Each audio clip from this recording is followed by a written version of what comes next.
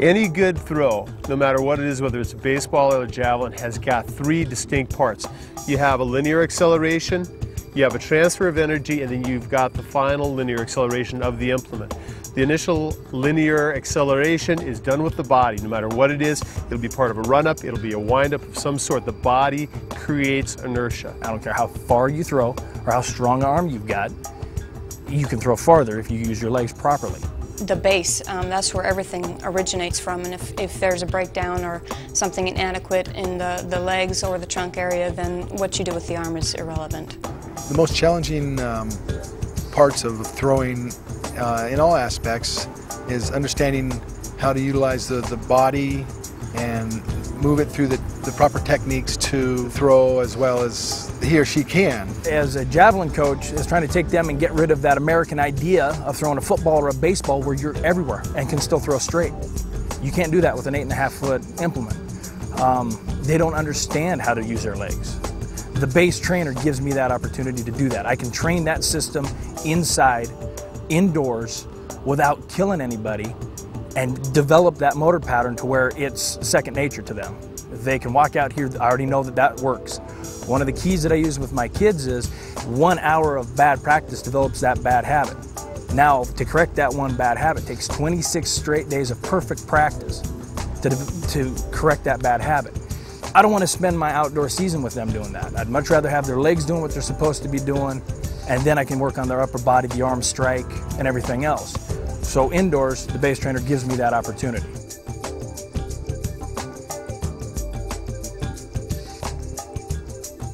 One of the good things about the BAS trainer is that it's applicable to all skill levels of athletes. For the developmental thrower, it's an absolutely vital piece of equipment.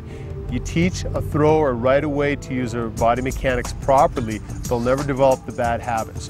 As a high school thrower, you can go ahead and continue to develop the patterns that they need to throw safely and far. And as an elite thrower, they need to have hundreds of repetitions per day and being able to concentrate on those skills. The amount of throwing and off-season training, it's great for a change. It saves the arm.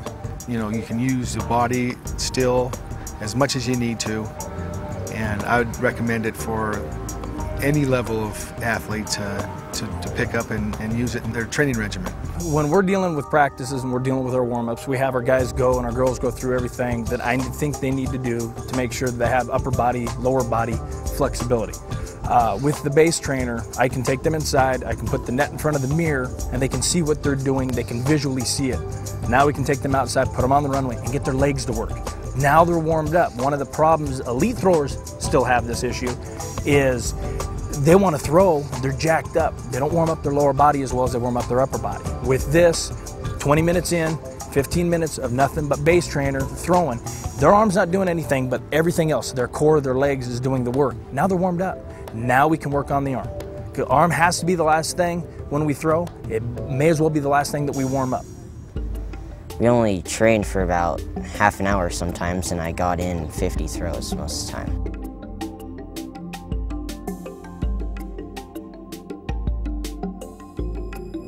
In the past, throwers have always been given the implement, the javelin or baseball, in the arm first, starting top and going down to their feet. The BAS trainer reverses that completely. We never give them the implement, we never give them the baseball until we've completely trained the body up. Therefore, starting with the feet and coming up, we train a thrower from the bottom up and not the top down any longer. You had to basically work from the ground up. That was the hard part about it.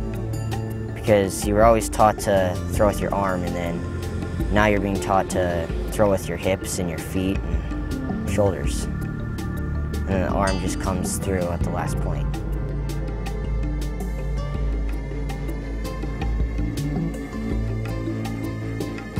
We were interested in comparing the performances of the BAS trainer with an actual javelin throw to ensure that the athlete was actually performing the same motions in both conditions.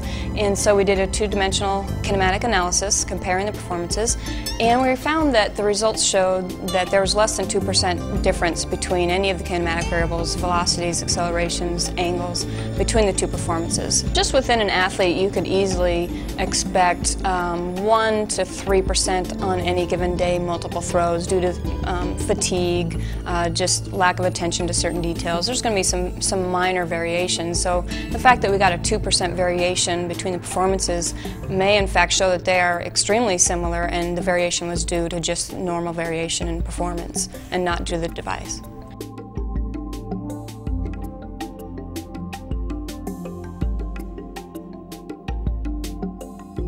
The benefit is that you're doing the motion that you need to do for throwing, but you're removing the stress that you would apply to the arm, which is probably the most injured body part in any kind of throwing sport. And so if you can cut down the repetitions that the arm has to go through while still maintaining the repetitions for the trunk and the lower body, then you'll get to continue to develop the base of power without putting the upper body in a situation where it could be overused. Yeah, a lot of the injuries that seem to affect our youngsters is elbow and sometimes shoulder, and overuse. An 8.5-foot spear puts so much stress on the arm. If it's out here, if your elbow's down a little bit, it puts so much stress on it. And this area, I mean, you look at the differences between the two, you put that kind of stress on it full throws all the time, yeah, you're going to hurt yourself. Torn labrums, rotator cuff injuries, ulnar collateral ligament issues. Also in growing children you have tissues that are still under development, and large repetitions of loading to those tissues can be very detrimental and potentially injurious to them. So anything that would help reduce the load or reduce the repetitions that they would have to perform but still simulate the motion that you're looking at would be very beneficial to that group. All javelin throwers will be hurt. They will hurt their elbow, they will hurt their shoulder. It will occur. By using the BAS trainer, we've been able to significantly reduce the number of injuries to those throwers. We took the arm out of the throw. We're able to train the hard part, which is the body. By taking the arm out of the whole thing, we've reduced the injuries significantly.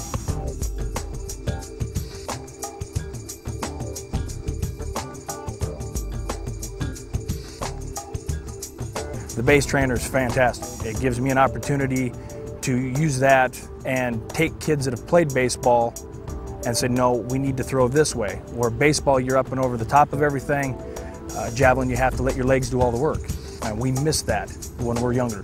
We don't get the opportunity to hear a coach say, use your legs as much. As an example, I threw 92 from the outfield, I threw 84, 85 from the mound. I never used my legs, I was an arm thrower.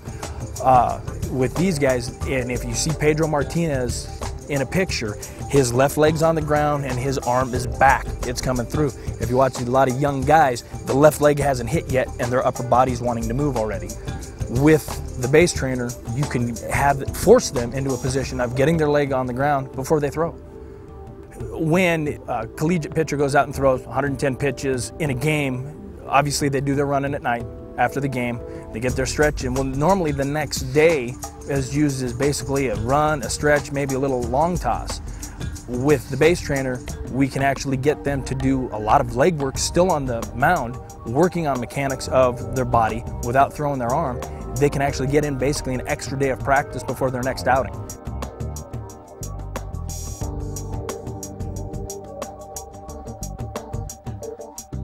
I would highly recommend the BAS trainer because it is a very specific form of training. We've showed that with the data, and it would allow a large volume of repetitions of a really specific motion to throwing.